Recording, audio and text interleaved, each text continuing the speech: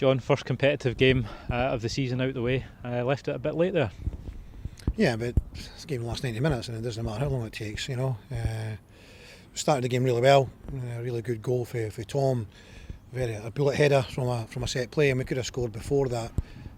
Tom had another header before he scored. And there was another chance early in the game that I can't quite recall right now, but I felt we started the game really well. We played some really good football. We understood that the Spartans were going to sit in a little bit and try and make it difficult. And they continued to do that throughout the first half. I was a bit disappointed that we only came in at half time 1-0 up. You know, I thought our play deserved us to be 2 or 3 up. Callum's had an opportunity, came inside and he's had a shot, but not the greatest shot.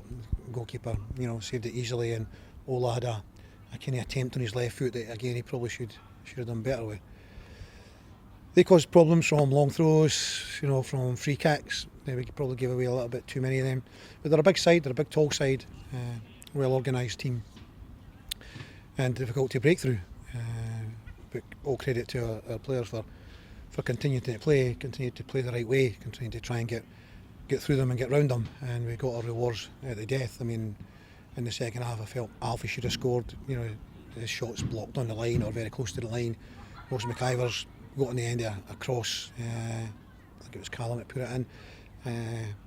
That again goes in, we probably win comfortably. So we left it late, but doesn't matter if you score in the first minute or last minute, they all count. So we're delighted to get the 3 points. Dundee United found it very difficult here, and although I've not looked across all the results tonight, you do get some weird and wonderful results at this time of the season in the League Cup. So we're delighted to come here and get the 3 points, our first competitive game of the season, as you mentioned.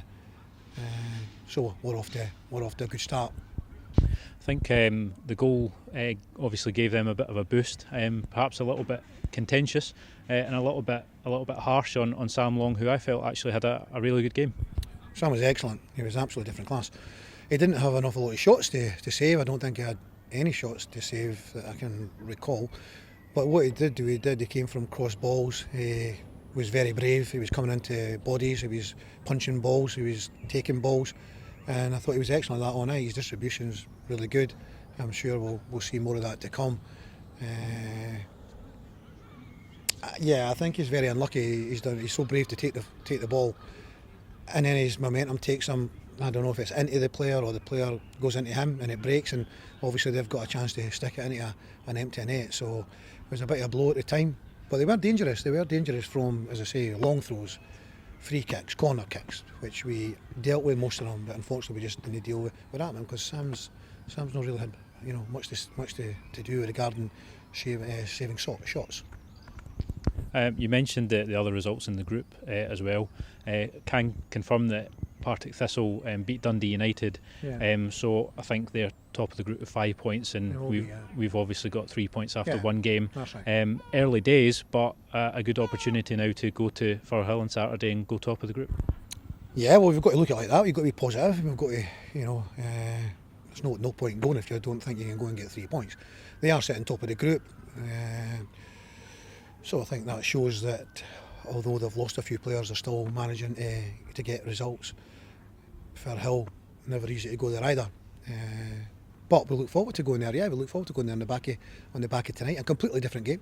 Partick will go for it. There'll be much more space to play, and we'll enjoy playing there. It's a big pitch. It's a good pitch. At this time of the season, it'll be lovely. It'll give us an opportunity to pass the ball. So yeah, we look forward to that. We dust ourselves down now. We're ready. Come back in on Thursday and get prepare for the game.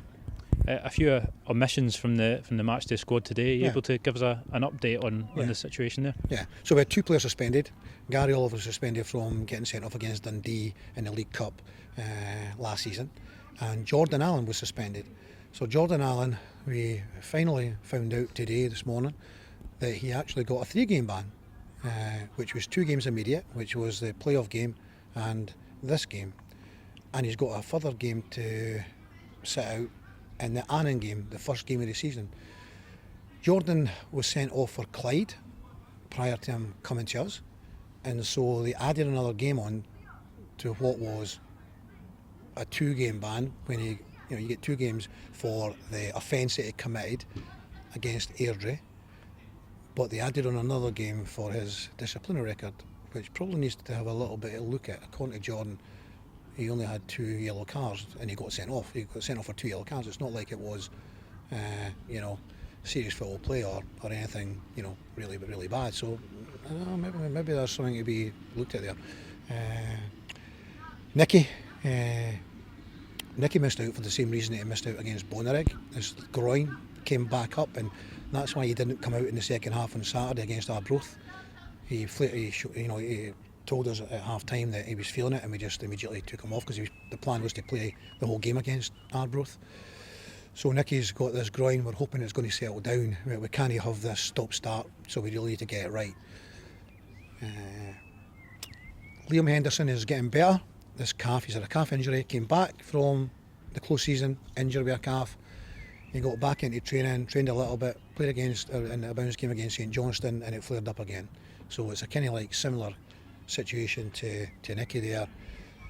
Felt he was alright coming back in, but it's flared up. So he's been, since we played St Johnstone,